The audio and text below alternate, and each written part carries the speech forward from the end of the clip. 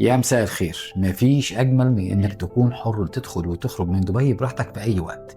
هل إحنا النهاردة لو اشترينا شقة بدبي نحصل على الإقامة تؤهلنا للدخول والخروج بسهولة؟ ده السؤال اللي هيجاوبنا عليه النهاردة الأستاذ ملهم. يا مساء الخير. مساء الخير أستاذ أستاذ عمر. ملهم، إزي حضرتك؟ الحمد لله. يا ترى لو اشتريت شقة بدبي آخد إقامة؟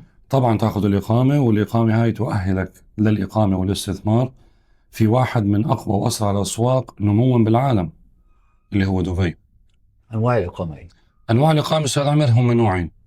النوع الأول عند شرائك شقة يفوق سعرها 2 مليون درهم تحصل على إقامة ذهبية من 5 ل 10 سنين. والنوع الثاني عند شرائك عقار يفوق 750 ألف درهم تحصل على الإقامة لمدة سنتين، بشرط أنك تكون دافع 50% من قيمة العقار. وأبشرك الإقامة مش بس للمستثمر، الإقامة إلك ولعيالك. أشكرك بشدة، شكرا.